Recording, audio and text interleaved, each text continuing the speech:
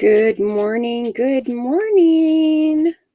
This is Kay with Justice Seeker. This morning, I am going to be playing that 2-hour video of the standoff at Brian Laundrie's house. I'm so disappointed with FBI and law enforcement. I know that he was not under arrest. However, they should have been watching him every move. He was named a suspect in the disappearance of Gabby Petito. So them letting him escape, I mean, Dawn and Candace hadn't even got that smart, you know what I mean, to run. So, here we go.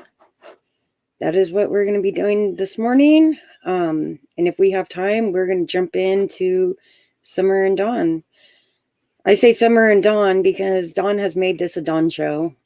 It is not about Summer anymore, and I want to keep the focus on Summer. I don't care what everybody else is doing, all of your beef, attacking each other because nobody's agreeing or, you know, whatever. Nobody's getting along. So we're going to go ahead and open this because I want to see. All right.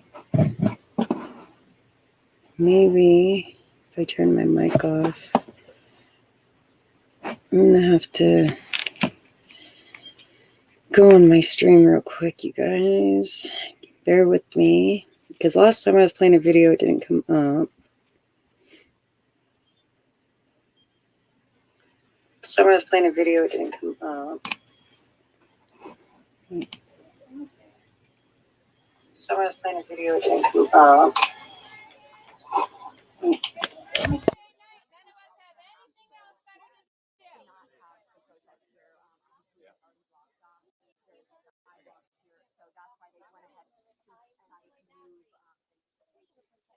I'm just making sure we've got audio at the station, just making sure they can hear me. We're live.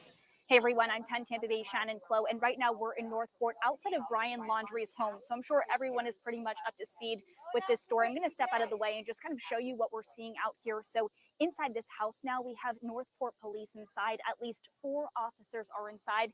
And what they're doing, I am literally texting with the Northport media contact right now. He confirms to me that these Northport police officers are talking with the family of Brian Laundrie. I can confirm to you, they are not talking to Brian Laundrie. They are just talking to the family of Brian Laundrie. And here, watch right now, there comes what looks like a detective on the Northport Police Department's team. Someone else who is wearing clothing, not marked Northport Police, but oh, this is interesting. They're going into a car in the driveway right now. I believe this car has been here for a couple of days. They're popping the trunk of this car right now.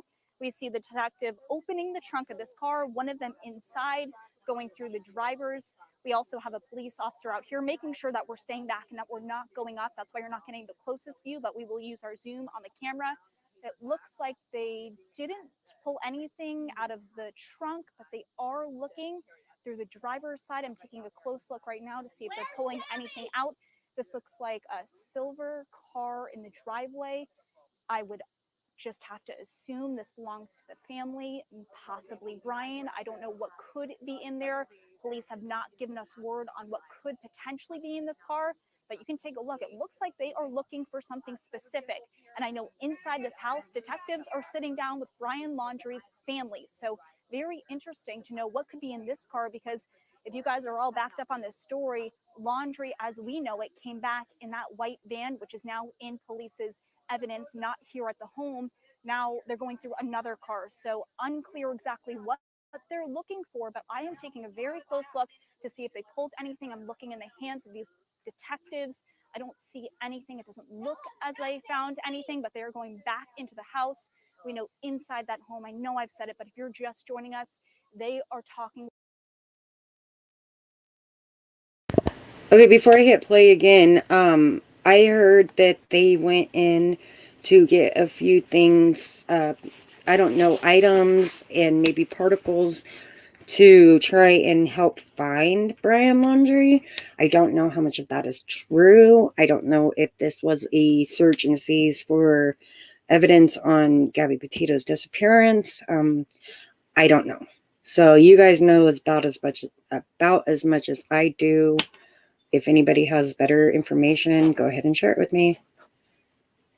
Laundrie's family. They are not talking with Brian Laundrie himself. I can tell you, I am texting with the media contact with Northport Police, who is leading this investigation along with the FBI, and he tells me that they're sitting down inside with the family. And I did just ask the media contact with Northport Police how long they're going to be in here. I specifically said, can you tell me how long you anticipate to be inside Brian Laundrie's home? And the answer I got is no. So how long we're going to be out here tonight, that is unclear at this moment, but we're going to stay out here. We're keeping a close eye. Something that is important, I do want to tell you, is probably, let's see what time it is now, in the last half hour or so, when we were getting kicked off the property, two Northport police officers who were in full uniform, they came out, they went to their car, and then they went back in with brown paper bags. So from my experience as a news reporter, those bags are always used as evidence bags. So what they'll do is if they find something that could be related to this investigation, they'll put it in those bags, they'll bring it back to the police department, and they'll review exactly how this may tie into the investigation. So what that tells me is they may have found something inside Brian Laundrie's home that could be connected, that could be helpful to finding Gabby. That's the biggest thing out here. I want to spin around. I mean, take a look at the amount of people out here. On top of a lot of media outlets, we have neighbors. I was talking to one man who was up front against the door. He doesn't even live around here. He says he came all the way from Sarasota, so that's a little bit of a drive. It's not. I too would be out there in front of his home protesting or looking for him or Gabby myself if I lived closer. If I wasn't a single mom and I didn't lose my job, I obviously would be on my way to Wyoming right now. And I'm not joking. I will be boots on the ground. I would go and look for our Gabby. I said I wanted to, but unfortunately my daughter has a pageant coming up, so oh my gosh, everybody's going live right now. OMG. Anybody else? Okay. But yeah, I would totally be looking for her right now. I know mountains, I know cliffs, I know water, I know the dangers of waterfalls and things like that. So I definitely would go out there and help look for her, but unfortunately, I am stuck here with the information that everybody else has. So, with that being said, let's continue. Not here in Northport. And he says he's just out here because he wants to help find Gabby. We heard from Gabby's dad today, and he says the biggest thing that he is so thankful for is all of you spreading the word. He says that's so key in this investigation and bringing her home safely. So I can just give you kind of a look at the home right here. And it appears right now things are quiet. I do want to point out to you, we also have an officer outside, and he is just making sure that this crowd doesn't go all the way up to the door. Hey, can we pan left, Randy? That's my photographer. If you hear me say Randy, look right there. We have people with signs. We have people with loudspeakers. At one point, they were chanting, "Where is Gabby? Brian, what are you hiding?" Those are chants we're hearing over and over. And especially when police walk out, that's when we continue to hear those chants. Let's see, I got a text on my phone, not from the Northport Police media contact, but I am continuing to ask these questions about how is this related in the investigation.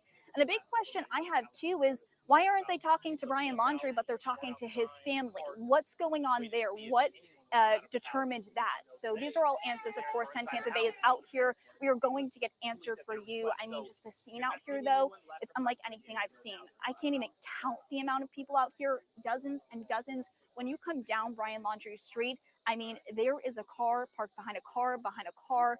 I mean, it's insane to see the scene out here. And we can, I mean, just kind of show you yourself. You can see just a lot of media, obviously, like us are out here, but we just have people who don't know Gabby, people who don't know Brian, and they are out here. They are spreading the word. That's the biggest thing. I also went to a vigil tonight, not too far from here, about 5 minutes away. And these were random people who heard about the case and they want to spread awareness. They want to get the word out. And that's something that Gabby's father is just so thankful for. He said it to Northport Police today, which they shared that interview with us. He is so thankful for this attention. He says this is what it's going to take to bring her home and to bring her home safely. I know a lot of you probably caught up on this story. There's a lot of details, things unfolding. I mean, I feel like hour by hour, an hour ago we were at a vigil, and or more than an hour ago now, but here we are. We're at the home of Brian Laundrie, and I can confirm to you, police, they are inside, but they are not speaking with Brian. They're speaking with his family members. Very interesting to me that that car in the driveway over there, they went into and looked through. They were searching. Looks like they were searching for something so unclear what they were searching for. I'm going to take a moment right now, and I'm going to text the media contact with Northport Police, and I'm going to ask him, can you tell us what police were looking for in the car in the driveway? That's what this is all about. We're asking the questions and we're trying to get you guys answers. And I mean, there are a lot of people out here that are demanding answers. They're chanting, they're asking, Brian, speak up. They're begging at this point. And some people out here, I can tell you, I do want to almost advise you. We are hearing some frustrations, and that comes out in the way of curse words here and there. So we're going to try to make sure we don't get that on this stream. But from time to time, that's what we're hearing. Looking over there, almost looks like another Northport police officer may have showed up. Looks like he's helping with crowd control out here as well. Trying to kind of see, it looks like people who are trying to even drive on this street are not able to get through, and that's just because there's so many people out here, people in the street. I mean, I'm taking a look over there. If you were trying to drive by, you're not going to get through. I mean, there's just people everywhere. This has gained the attention of so many people, and I do want to say I was talking to some people tonight who don't know Gabby, don't know Brian, but actually made shirts saying, let's pray for Gabby. So to them, I asked, why spend your time to do this? And they said they want to help the family. They feel for the family of Gabby Petito, and they are out here. They're trying to spread the message, and it's gone far. And that's something that Gabby's father is so thankful for at this point. And it's very interesting as it starts to get dark out here. We're taking a peek inside the house, and you can see there is a light on in one of the rooms. Not much movement going on out here right now, but of course, this is something we're staying out here. We're keeping a close eye on. If you have questions, comment below and we'll see if we can get them answered for you with investigators. I can tell you the Northport media contact has been very transparent. He's been very in touch with Gabby's father, so we will answer what we can. It's interesting on the street. I am seeing on top, of course, a lot of people, some unmarked police cars, one right here, and it will be interesting to see if these police come back out of the house. Very interesting just to see, I mean, the amount of people. This car's actually reversing right now. I'm unclear why, but it almost looks like you can't even get through. I'm seeing signs. Where is Gabby? I mean, people took their own time. People who don't know Gabby, who don't know Brian, are taking this time and making these signs. It's really incredible to see how far this story is spreading, the attention it is getting, and it's all centering around bringing Gabby home and bringing Gabby home safely. That's a big thing her dad emphasized today with Northport Police. He believes that she's just somewhere where she can't communicate, somewhere where she doesn't have her phone, and somewhere where she needs help. Help. That's what he's trying to get her. And also, I think it's worth saying, when we heard from Gabby's father today, he was describing her. So that was something I was really interested in, because we're doing all these stories about her missing, and who is Gabby? What kind of person is she? He said she's someone that loves adventure. She loves traveling. She's someone who always looks to the brighter side of things. And I think right now he's taking that brighter side aspect of Gabby and he's trying to channel that himself. He's trying to remain positive with everything that's going on. He said that Gabby, just as a young girl, she always was very creative, artistic. She liked to paint. She would like to paint in her own kind of ways. So she was taking a cross-country road trip to what looked like she was going to start up her own blog. So it's interesting to kind of connect and now see what an adventurous person she was. And I mean, everyone that knows her that I've spoken to has nothing but great things to say about Gabby, and they're so concerned. They want to see her come home. It'll be interesting to see if the police can tell us what they're searching for in that car, because it's so interesting to me, because Laundrie, as we know it, came back in that white van, which is now in the evidence for police. So what possibly could they be looking for? I do want to emphasize to everyone who might be watching right now that they are not talking to Brian Laundrie inside that home. They are talking to the parents and the family of Brian Laundrie. So it's Going to be interesting to see what comes out of this, what investigators are able to tell us. You can see they're trying to make sure the road's clear. We actually have a police officer out here just to clear traffic in the road. So it's a pretty narrow road. Lots of neighbors out here just standing in their driveways. We can look right across the street. I will tell you, a lot of people with their phones out, a lot of people videoing this. And that's something that Gabby's father actually is really happy about. He's happy that people are taking to social media to spread the word, to get this out there, especially locally here in Northport. So very interesting to see. I will tell you too, something we will have for you tonight is when police first got here. So a crowd of people were already out here before police decided to come to the home of Brian Laundrie. And when they came here, people got video of them storming in. So we'll have that video for you tonight on 10 Tampa Bay at 11 o'clock. So make sure you're watching.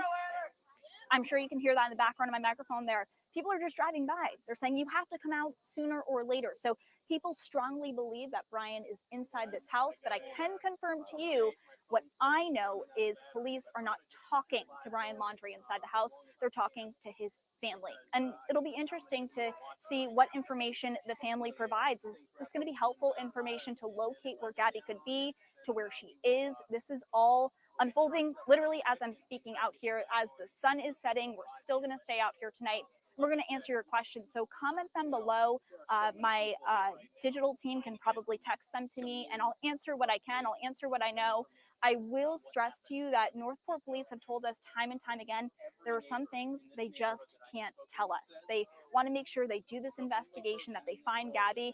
And as a part of that, there are some things that they need to keep within their agency and within the FBI. So that's something that when we ask some questions, they say they can't answer it. And that's why. That's the reasoning behind that. So you can see, oh my gosh, it's so interesting to just see people drive by with their cell phones in hand and they're just videoing this. I mean, I can tell you, people who live on this block, they've never seen anything like this. Never, ever, ever. So, I mean, we've got people of all ages out here too. Children, mothers and fathers, just random people who live in the area who have no connection to Gabby or Brian, and they're out here because they care. They care about Gabby and they care about bringing her home safely. So I'm going to take another look at the house over here as it does get a little bit darker. Looks like we just still have that same officer over there. He's just making sure that no one goes up on the lawn, because I'll tell you, when I got here, we were all right up against the front door. And then once police were making their way in and out of the house, it was getting a little difficult because, I mean, I can't even count the amount of people out here, but dozens and dozens and dozens. And that's people, that's media outlets. So we have a lot of people out here. This is gaining a lot of interest, as I'm sure all of you watching know, because you're clearly interested in what's happening. I really do hope that tonight we get some more information from police about exactly what is going on inside this home right now, exactly what Brian Laundrie's family has to say, what information they can give that's helpful. I know a lot of people right now, they're just begging on family, on Brian himself to speak, because they just want to get to Gabby safely. That's what her dad was saying too today. He said the main goal right now is just getting to Gabby, getting her home safely. And then he said after that, that's when he'll think about the name Brian Laundrie. But right now what he wants is he wants his baby daughter home. This is his only daughter, he said, his baby. She's 22 years old. So I know all the parents watching right now, you probably can personally feel for him and Gabby's mother too. Both of them are going through a very tough time right now. So what everyone wants is the question answered. Where is Gabby? And then next, everyone wants to see her brought home safely. So we are out here right now. We'll continue to be out here. And when there is another big update, I will chime in.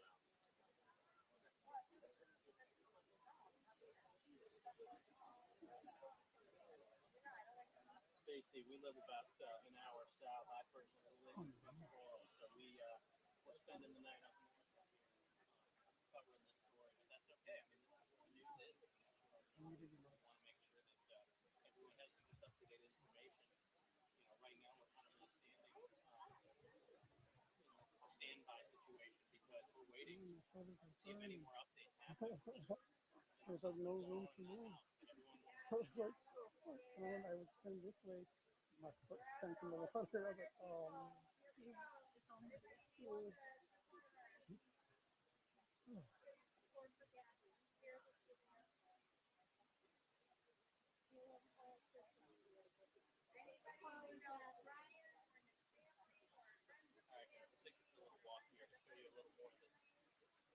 different vantage point because there's less warning.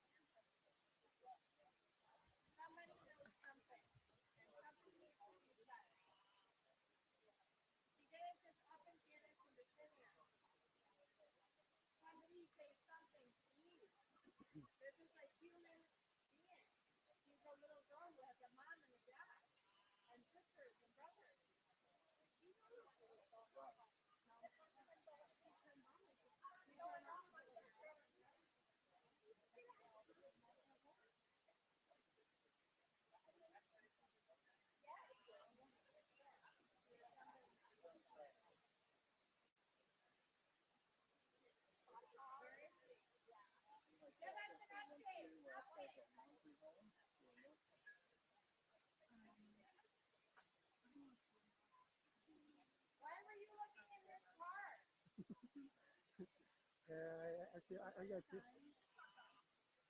I don't know. I mean, it's unpredictable right now. It doesn't look bad though. Want to put in a pony?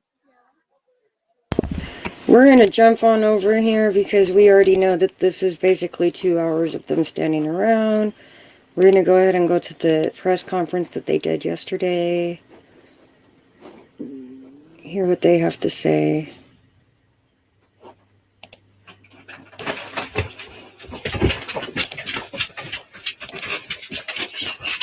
No.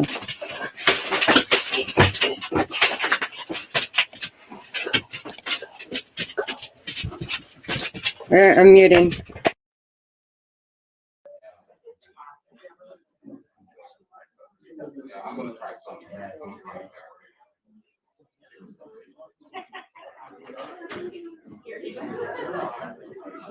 Hey, but we're gonna get started in about 2 minutes, okay? Family's gonna be here promptly at 12 o'clock, okay? Everybody good? Good? Can you stand up Mic for a check? second? Yeah. Sure. Microphone test, test 1, 2. It's a test of the microphone. Test of the microphone. We good? Anybody else need it longer?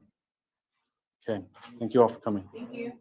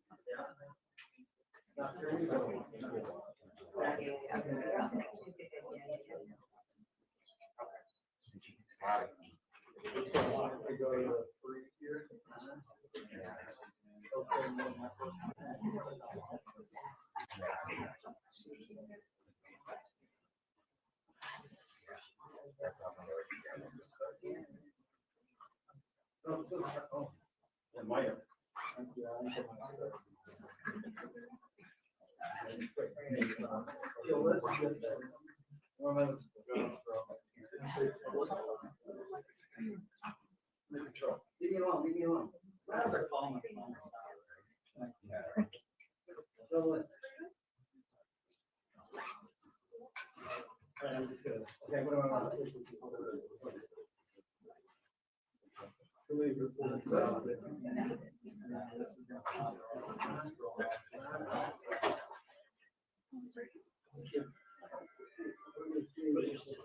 Line is successful. You good to go? Yes, we're good.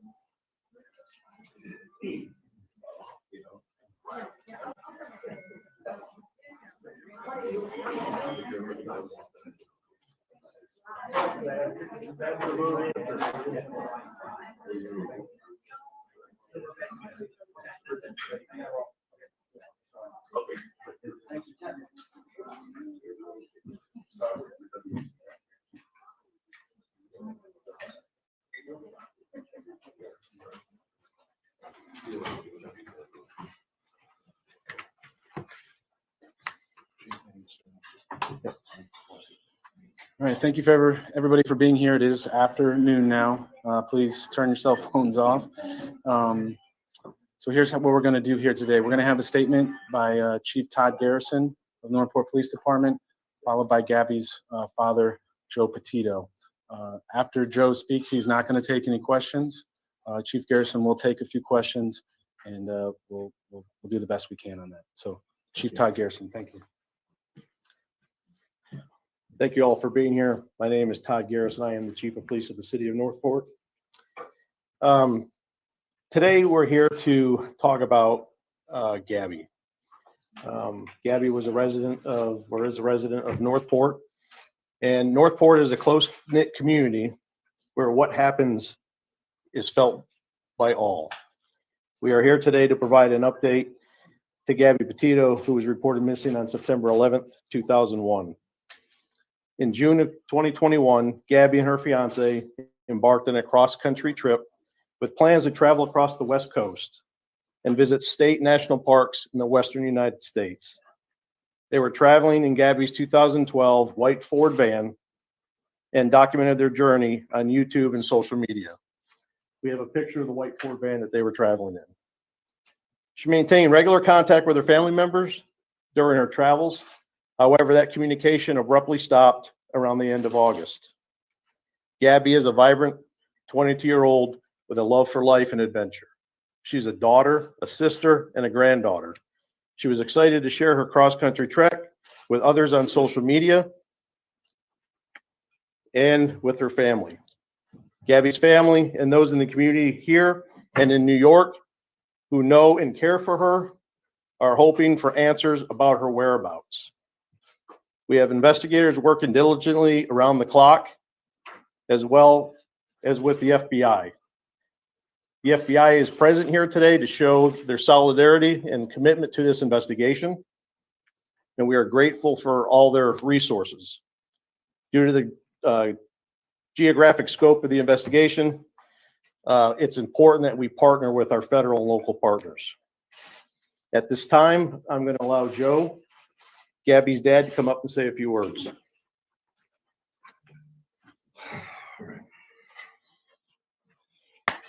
All right, what I need from everybody here is help, because the goal is still not met, and that goal is to bring Gabby home safe. All right, and I'm asking for help from everyone here. I'm asking for help everyone at home. I'm asking for help from the parents of Brian, and I'm asking for help of the family members and friends of the Laundrie family as well. You know, there is a tip line that you can call anonymously. Whatever you can do to make sure my daughter comes home, I'm asking for that help. There's nothing else that matters to me now. This girl right here, this is what matters. That is it. Anything else, it comes second to this. Thank you. Thank you, Joe. Our focus is to finding Gabby, and we are pleading with people out there to give us information, point us in the direction that we need to be, and help us find Gabby. Gabby and her family deserve that. Right now, I'll go ahead and answer a few questions that I can. Go ahead. Yesterday, you reached on Twitter to Laundrie's attorney. Have you heard from him yet? I have not. Is there any criminality suspected in the case, or is this just a missing? Right now, we are investigating a missing person case. No criminality suspected. None at this time. Right now, it's a missing person case. Chief, how frustrating is it knowing that the family lives just a short distance away from the police department here? I'm sure your officer talking about his house, and to know that he hasn't been any. Well, we share the frustration with the world right now. So, you know, 2 people went on a trip, 1 person returned, and that person that returned isn't providing us any information.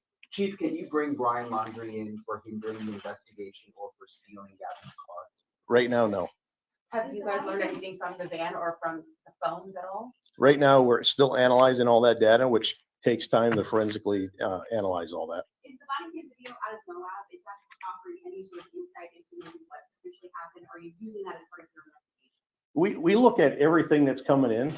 As far as that having to do anything with the disappearance, we don't know. I mean, Yes, they had a disturbance. Yes, it was captured on body camera, their interaction with law enforcement. But beyond that, I don't know what it has to do with the disappearance. Do you guys know when exactly Brian left and headed for Florida? We know he came here on the 1st, but do you know when he left from the West Coast, and if there's any indication that Gabby was with him on that trip back? Right now, we're analyzing that data, so we don't have that timeline narrowed down. There's a lot of information that we have to go through. Do you know where Brian Laundrie is right now? Yes. Chief, has the family attorney said anything else in your The family attorney arranged to get us some property that we were looking for, and beyond that, no. You told Schmidt said that she last spoke with her daughter on August 30th, or at least when she was purporting to be her daughter. Has any forensics been done on her phone? Have the phone records been requested? Have they been provided? Everything is being forensically analyzed right now, and it takes time.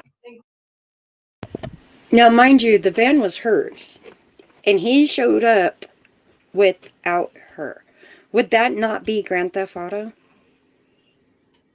Would that not be abandonment? Would that not be... Oh my God. Why didn't they just arrest him? They knew that they could. They knew. They could have arrested him. Including Nicole's phone? No, we don't have Nicole's phone. And have you requested it? Requested from who? From her. Oh, I'm sorry, from Nicole's phone. I'm sorry. I don't have the answer to that as far as that. At this part of the investigation, is Wyoming still the last place that she was found to be? Right now, it seems to be the area that we're looking at. What would it take in your investigation to find out? Right now, this is a missing person case, all right? And our focus is to find Gabby. My focus isn't to bring Brian in right now, it's to find Gabby. Brian is exercising his constitutional rights, and I have to respect that. But as of right now, the focus is finding Gabby. Well, she's been missing for 2 weeks and could possibly be in danger. Why does he get the privilege to tell you no, that he's not coming in to speak to you? Because the Constitution protects that. Where are search teams looking currently? And are they law enforcement-led search teams?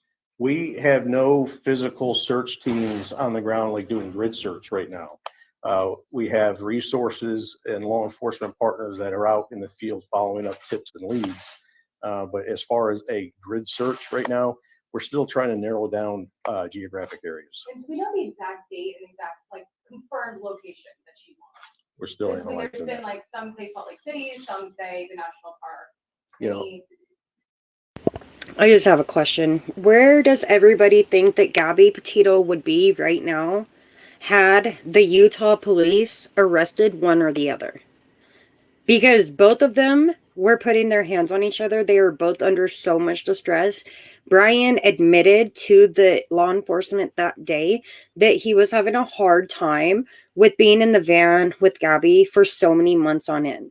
You know what I mean? There's no separation. There's no privacy. There's no breaks from each other. It's just in each other's face constantly every single day, day in, day out. And they had only been together for about a year. They're both very young kids, you know. That has to be hard. You know what I mean? That was one of the first lessons that I learned growing up, thinking that I wanted to be a big girl and be an adult and move out on my own and do my own thing, you know? And so I did. That's exactly what I did. And I ended up in an abusive relationship.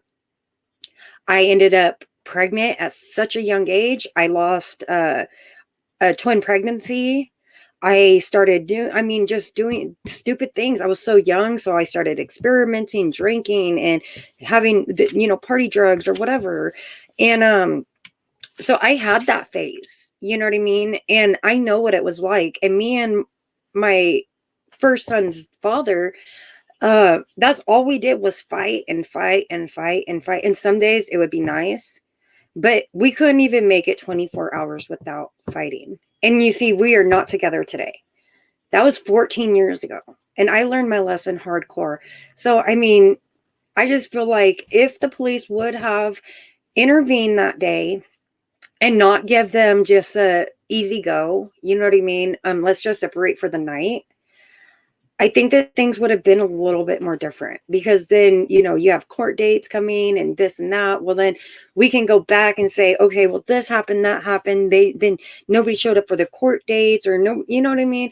So I feel like, you know, that was a flaw in their part.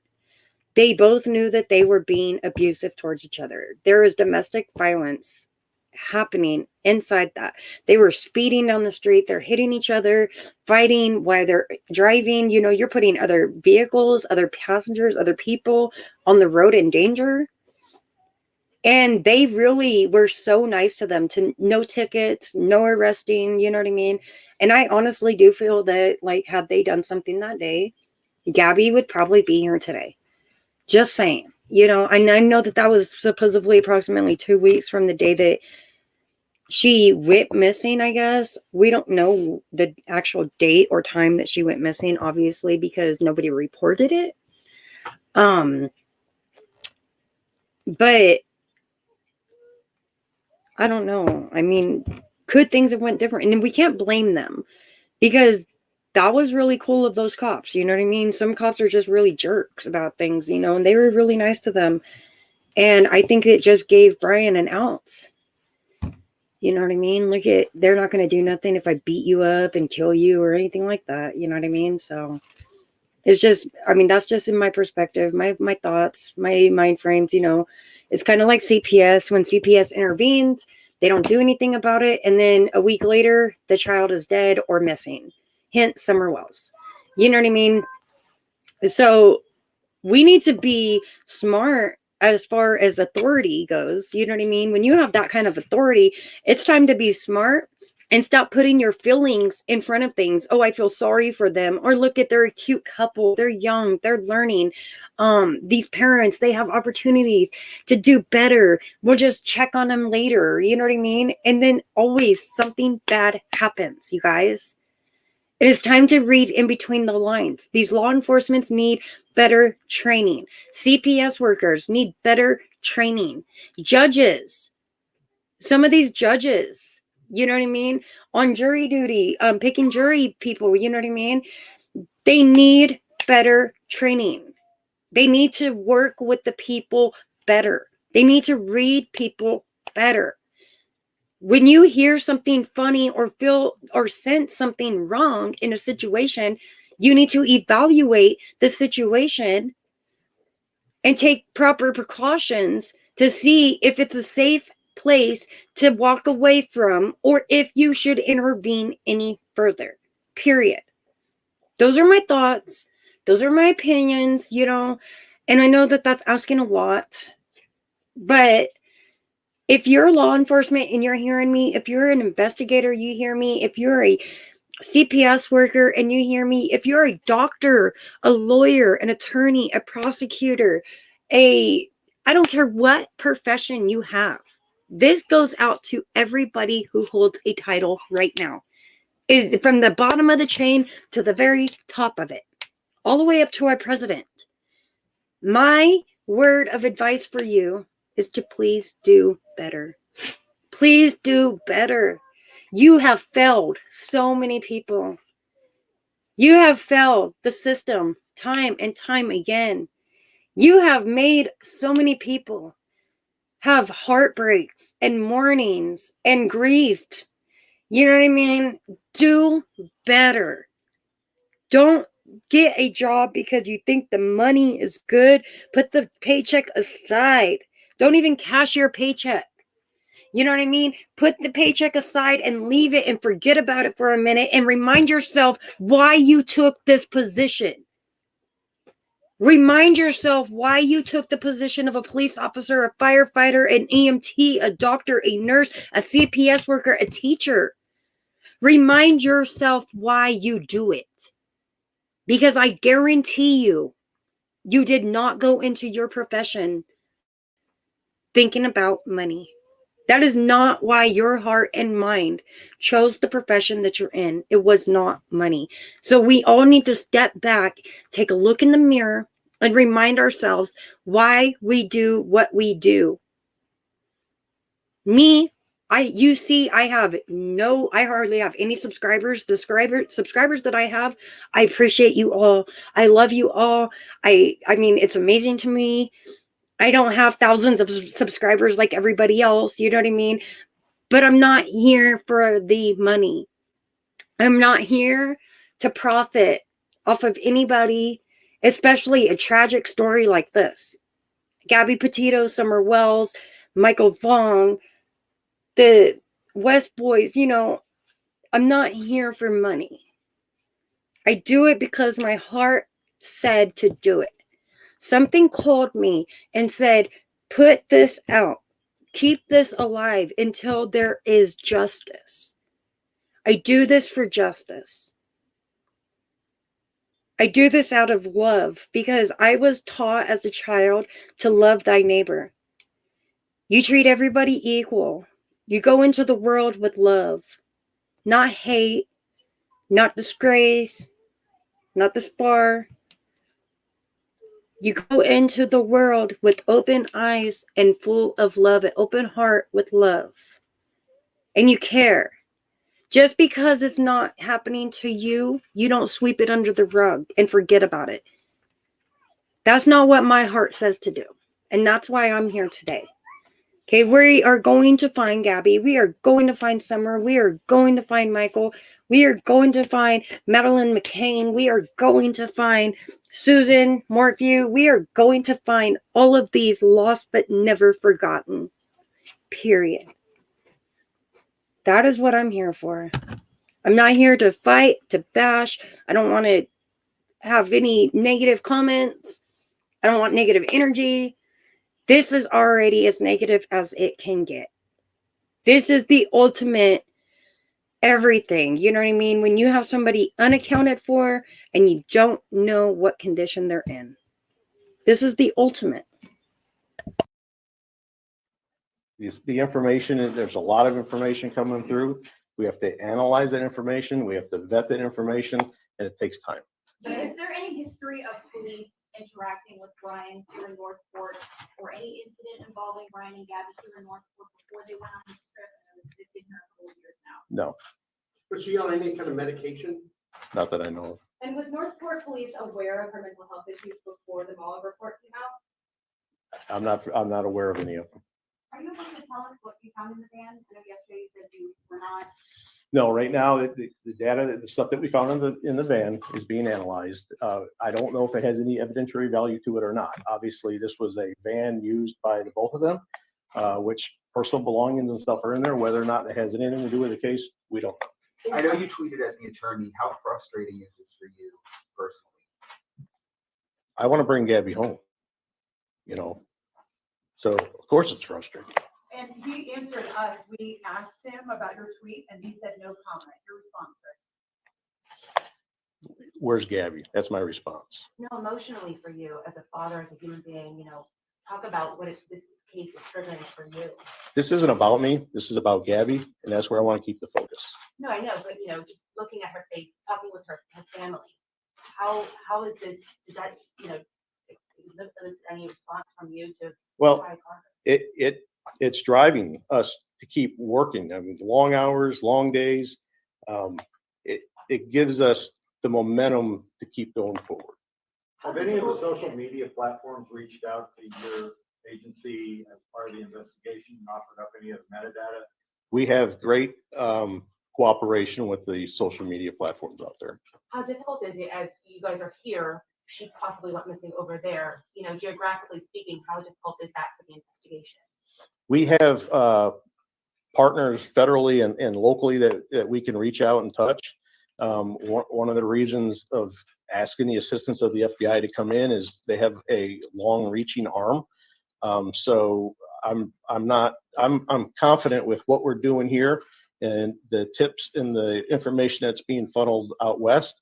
I'm confident that system is moving effectively. Two more questions. The Petito family said yesterday that what happened in Wyoming happened. It indicates that they know that something did occur in Wyoming and that there's information that we're not aware of or that's not being given to us. And they think being withheld from you. Do you know what happened in Wyoming? Do you know what they meant?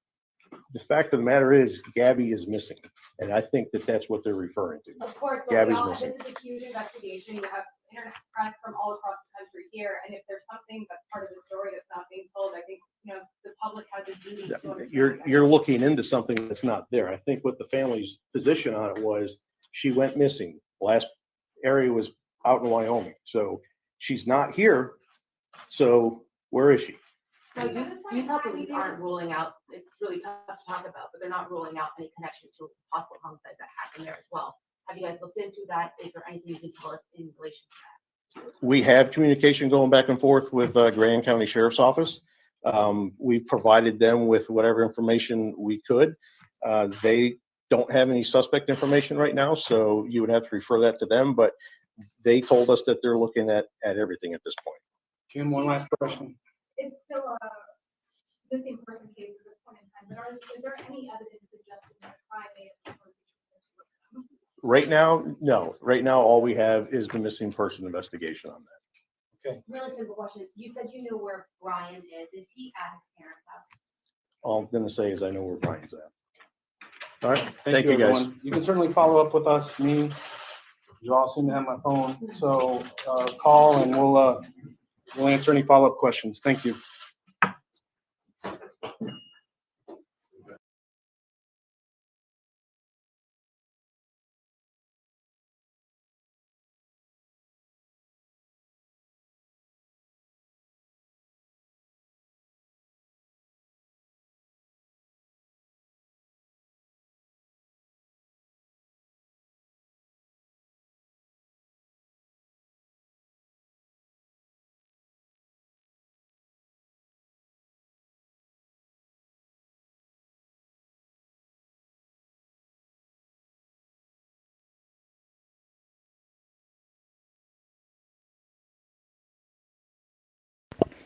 I just want to scroll through some of her photos.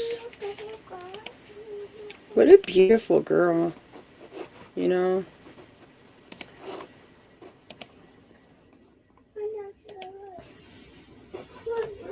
There's the van.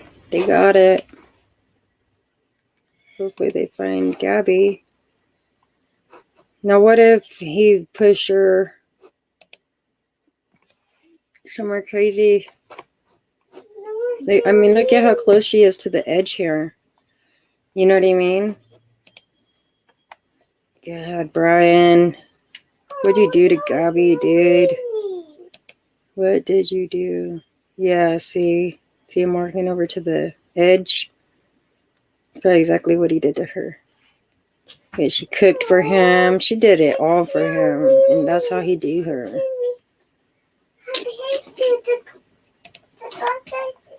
Good morning, baby. It's raining. It's raining? Not yet. It's almost. It's raining again, put this up here because I want everybody to see that face. Keep an eye for him. Catch him. Find this piece of shit. No, we have a cat climbing a tree. What a POS, man. Poor Gabs. She didn't deserve this. Wow, and they even had matching tattoos and all of it, yeah? Excuse me. All right.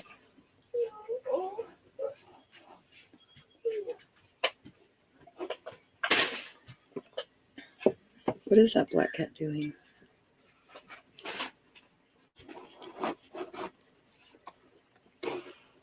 Now, I really wanted to talk about, oh, there goes my cat chasing off that cat. Oh, man. What do I want to do, you guys? I wanted to talk more about Gabby, but, I mean, I don't think that we have much more information. We got a lot of drama with Summer Wells. So talking about Summer is really hard for me right now. I mean, there's so much new information regarding her, but I feel like TBI really... Oh, and she drew. What a nice girl. What a good girl. There's so much coverage on it, you know, and I hate to be the broken record who just keeps going on repeat. So, and she had beautiful blue eyes. I mean, it's always the pretty ones, right? They just don't make it because she was just an average pretty girl instead of, you know, supermodel or something. This is just sad to me. Anyways, back to Summer Wells. I don't know what more there is to cover on her right now. I am going to I guess I could do some more researching and stuff, but honestly, what is there to cover? You know what I mean? We got lops for parents. Poor Gabby, she's probably out in Wyoming. Summer's probably in the same condition, you know. So I mean, what do we have? What do we have to work with here? As far as Gabby goes, as far as Summer goes, finding Brian Laundrie. I mean, what do we have here? Brian Laundrie slipped through FBI and law enforcement's fingers. You know what I mean? So, what do we really have to work with here? If they can't keep an eye on him, how can we? Right? We're not going to talk about Don on the toilet. I know he loves that kind of attention, but we're not going to give it to him. He's not worth it. What you got, baby? I went and got my daughter some new slippers yesterday, and she just thinks that she's in heaven. Let's see. I can look and see who's talking about what. Let's see here. Oh, yeah, I did want to finish my...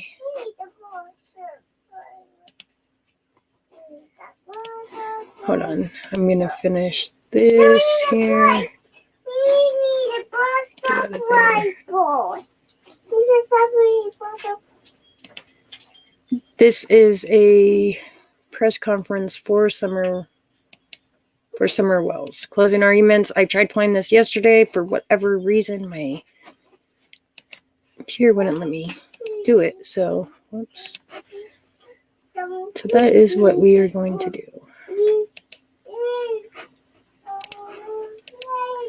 I know everybody left me now because they were like, yeah, you ain't talking about nothing. That's fine. Because I'm really not. I mean, I suck at YouTubing. But I'm going to give myself some credit here. And I'm going to make it happen. All right. I don't know. Okay, this is the video I was trying to play yesterday. I don't know who has seen it or not. We're going to go into Summer Wells now. Because I do know for a fact that this has good information in it. Why did this come up? What is happening? Guys, I'm so computer illiterate. I'm so sorry. I'm a dweeb. I just got a computer. I haven't used a desktop computer since, I don't know, probably since I was in school with my grandma. Was alive, so. We're going to begin in Pop quiz time. Which pair of these identical high-waisted jeans was purchased with Rakuten and All right. We are going to listen to these closing arguments from Court TV regarding Summer Wells. And take notes because I really think that this one is a really good one. They don't sugarcoat like the other media was doing. How it's not logical for kidnapping, etc. Yeah, let's just tune in and hear it. in Tennessee, Hawkins County, Tennessee. 5-year-old girl. Take a look at her picture. Her name is Summer Wells. We've been covering this one for a while. She was last seen June 15th of this year, June 15th. Massive search efforts. Members of that community, unbelievable.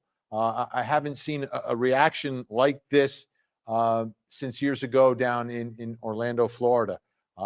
Folks are concerned. Folks want to find this little angel. but she's been missing since June 15th.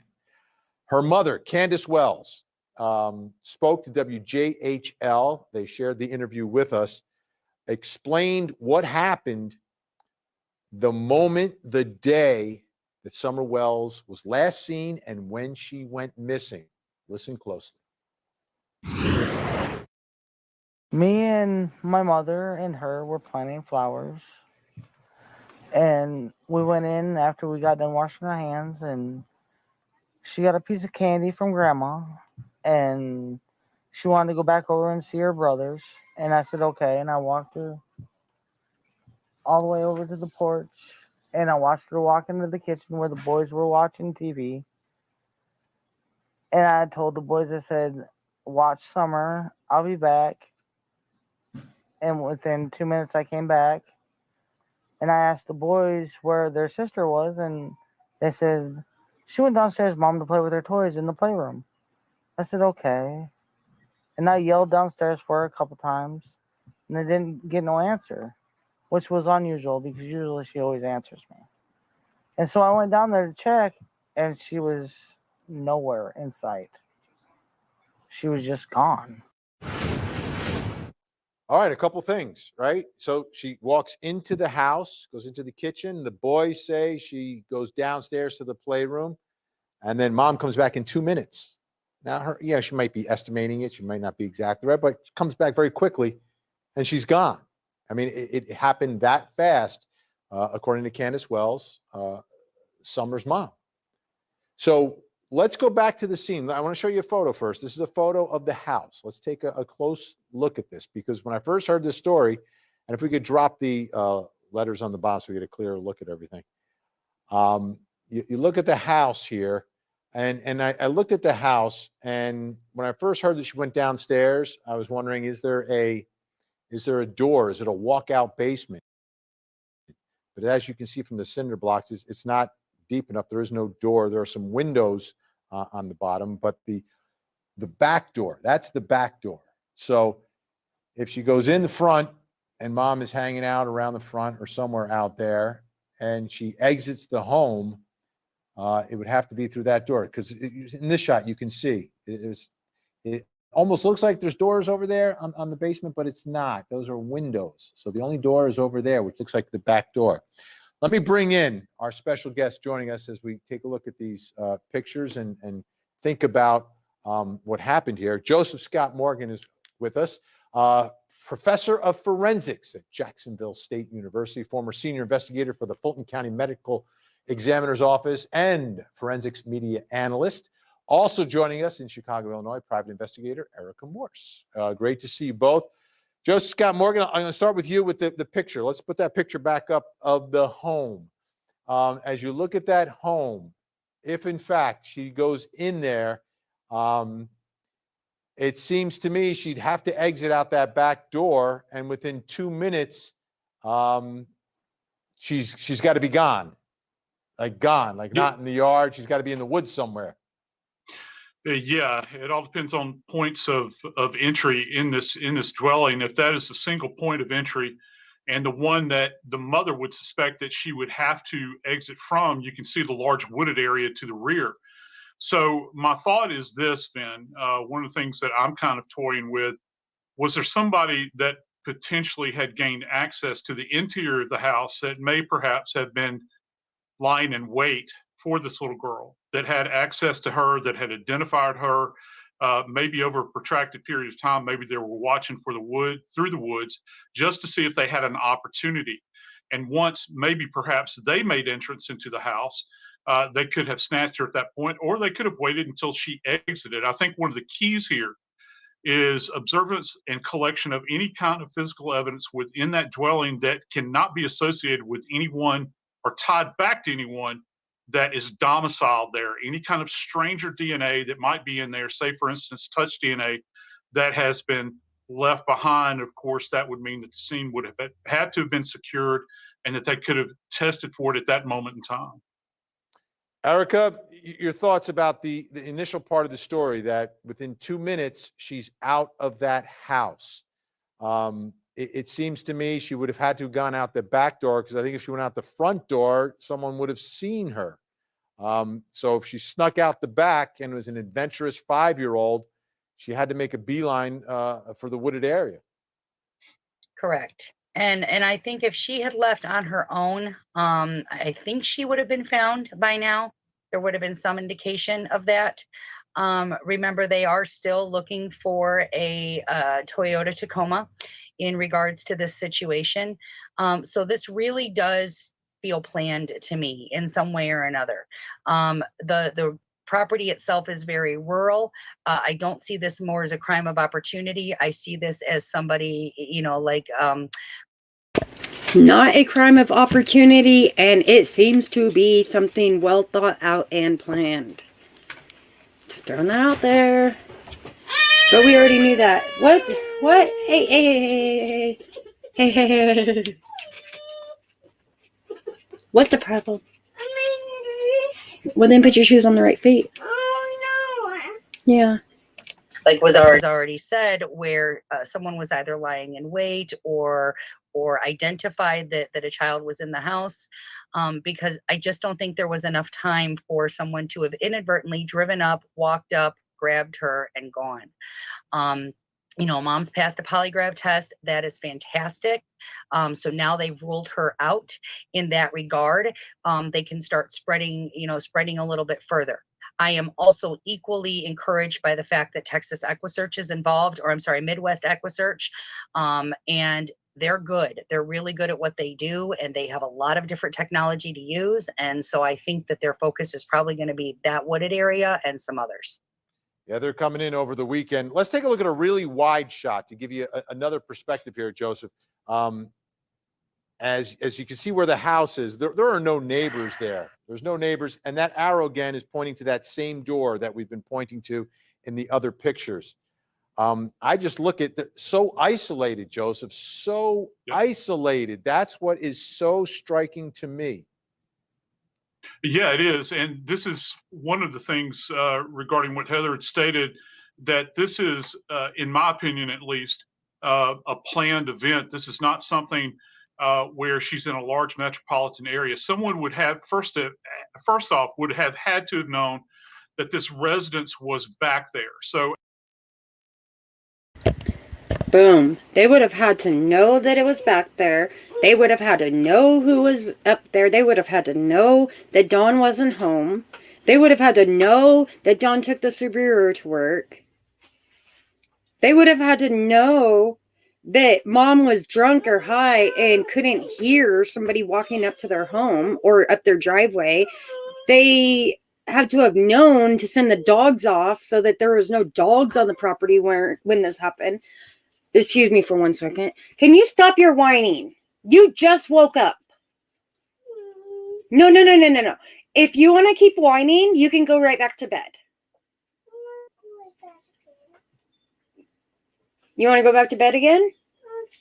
Okay, good night. When you're done whining, you can get back up. All right. So, anyways, yes, fully planned. There is a full opportunity. They had to have opportunity. Like they said, the stars and the universe had to align perfectly together.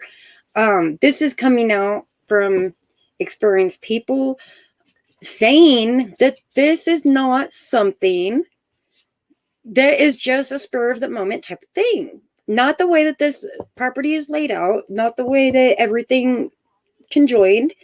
It just doesn't make any sense. So, and I know we have all rolled out an abduction. So I don't know why Don is feeling so bad that he's being attacked. Like, better you than your wife. You put yourself in that position, Don. Because you're protecting people who shouldn't be protected when it comes to your child. You should love your child with your entire heart, your whole heart, your soul, your every drop of blood, your every breath in your lungs. You should love and defend and care for your child. So if you can't defend your child still to this day, over 3 months later, right? What kind of father are you? What kind of mother are you? If one or the other knows what happened to Summer, what kind of parent are you to defend an adult who can take care of themselves, who can speak for themselves, who can feed themselves, who can walk by themselves, who can dress themselves, who can drive themselves? Right? They're adults. Where is the accountability? And you chose Candace and Grandma over your daughter, bro. And if that's not how it happened, Don, I am inviting you to my channel right now. I don't even want to talk to you. The person that I want to talk to is Candace, because Candace was the last one who seen that little girl, period. That's who I want to talk to. But I will open my panel up and get some answers. You know what I mean? It just doesn't make sense. Why you would defend anybody. It doesn't matter if it's your cousin, brother, mother, sister, wife, grandma, grandpa. You know what I mean? You're not going to defend them over your child, right? We all know that this was not an abduction, Dawn. So it's just, you guys, it's time to give it up, come clean, tell us where Summer is. Tell us what happened to her. Period. Nothing else matters. We don't care about your sob stories. We don't care about you crying every day. We don't care about you guys getting high with black guys, sunglasses on in the house, taking poops on the YouTube. Nobody cares about that. Cigarette holes in the crotch area of your pants, Candace. You know what I mean? Nobody cares. Nobody cares. The only thing we care about at this point is to find Summer. Where is Summer? My only question for you guys, where is Summer? Give me a clue. I don't care how you give it to me. I don't care how you give it to me. You better watch your mouth in there, girl. I can still hear you in there whining. Yeah, don't owe me. I heard you. Watch your mouth. Y'all, I got to get on YouTube and put my kid in her place. Okay, here we go. I'm about to mute this so I can deal with her. As an investigator, you begin to think about that. Who would have access to this area? Who would know how to get there? Who would know the points of entry and exit and where they could make their way through there without being seen? So it requires some indwelling knowledge and familiarity with that specific area. I hope that the wooded area around there was kind of locked down. The reason is if there was a point where an observable point where an individual could have been laying in wait, for instance, they may have stayed there for a while. And as a result of that, they could have left evidence in that specific area, say cigarette butts, candy wrappers, footprints, anything like that. So it has to be thoroughly searched. And that's the key to all of this. I agree. I don't think she just wandered off in a straight line and left. Remember, she's barefooted, Ben. She's not going to make it very far. She might be just sitting in the woods crying in the short period of time. I think somebody got their hands on her. Okay, Erica, if someone is lying in wait, and we're looking at all these incredible images that we're getting to really get an idea of what this area is like, what's the escape? How do they escape? Do they park down on this road and then walk up and wait in that wooded area around the house? How do you get from, okay, there's a girl, a little girl alone in the house, or steps out of the house, I grab her, and then I get completely out of the area, and no one sees me? Well, we don't know who made the tip or the report regarding the Toyota Tacoma. And that would be a key aspect to me looking at this from an investigative standpoint, because where that Toyota Tacoma was spotted could tell us whether or not somebody was lying in wait potentially. They have not said if this is a witness or a suspect or a person of interest, I should say.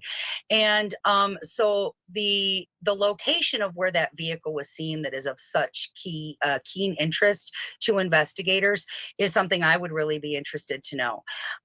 Because if it was a mile away, then someone had to potentially grab Summer and walk or dart. That's why you always start at that last known location and work your way out 1 mile, 2 mile, 3 mile, 4 mile, 5 and 6. Because there is, again, there's physical evidence that can be found in those locations if somebody is kind of stuck. And I recall Dad saying from his previous interviews that he wished they had cornered off or locked down that area sooner. I do remember him getting very upset because that area had been almost not locked down enough. And so I think there's a concern that somebody could have waited and gotten out. And again, I would go back to the location of where that vehicle was allegedly spotted, because if it was too close to the house, that could be a getaway vehicle. All right, we've got two more angles of the house that I want to put up on the screen as we continue to examine the scene of where all this took place. And again, we're going to look here at the house. And again, the red arrow going to that back door that we're looking at. And you can see on the other side of the house, there's a little mobile unit there. That is, on this part, it's off to the right. But as you look there, I guess you could make a quick exit and not necessarily be seen because the woods are relatively close, and it's that small window of time. What are your thoughts in speaking with witnesses through the years on their ability to accurately kind of remember concepts of time? Because Mom said, within 2 minutes. Joseph, do you think it was actually 2 minutes? Do you think could have been 10 minutes? Do you think it could have been less time? How accurate generally are witnesses when they recall a time period like that? Well, I think the first thing you have to do, Vin, is remember the initial information came in vis-a-vis the brothers. And so that's what Mom had said, at least. And so that's important to kind of peg them down relative to when they actually last saw her, and how do they measure time in their young minds. Exactly how do you put a measure on this? So you have to do this in kind of a plus or minus fashion here. Also, relative to access and how quickly could you make your way out of there. Now, if it's a frenetic environment, disorganized, maybe Mom doesn't always have accountability relative to the kids. It's out in the country. Kids can just roam and rip and roar and that sort of thing. I know I did that when I was young.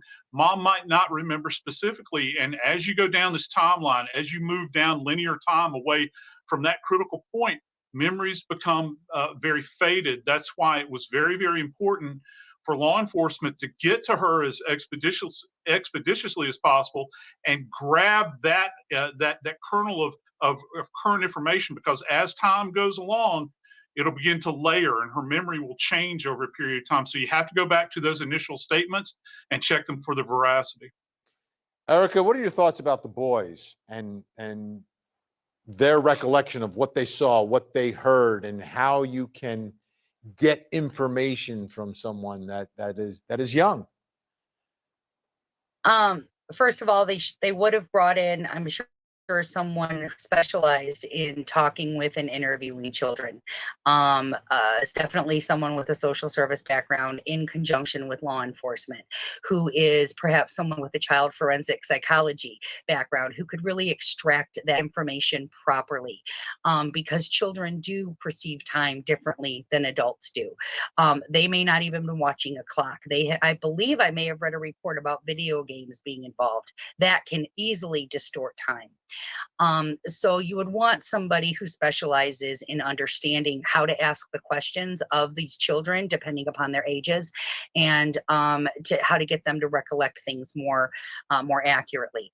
Additionally, something I wanted to note, the number one challenge that any parent of a missing child has reported to me throughout the years is the ability to accurately remember time. Once a parent is told that their child is missing, time stops. And so I hate to pause the video, but I have mental illness. I will definitely give you a wrench once I learn how to do this a little bit better. I did go through the monetizing part of my setup, but that was days ago because I put no monetizing because I have 1 viewer right now. So I'm pretty sure that I don't want my own comments deleted.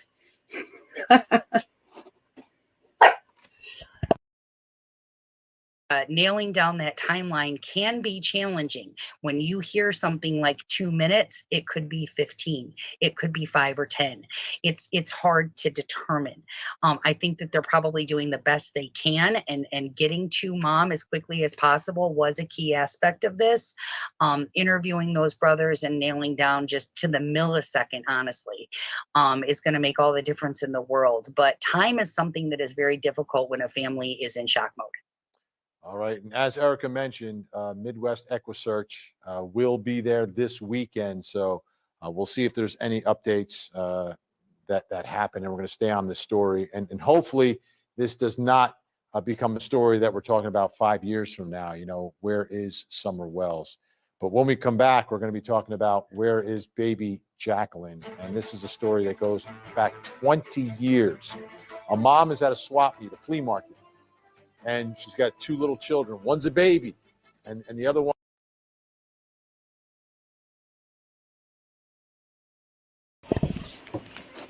All right, there you have it. Court TV Live. Not an abduction. Summer Wells. What did the parents do to her? Where is she at? All right, you guys, I have been on here for over an hour. I have covered Brian Laundrie and I have covered Summer Wells. So I will be back this afternoon and we'll go over some of these newscasts. Later, y'all.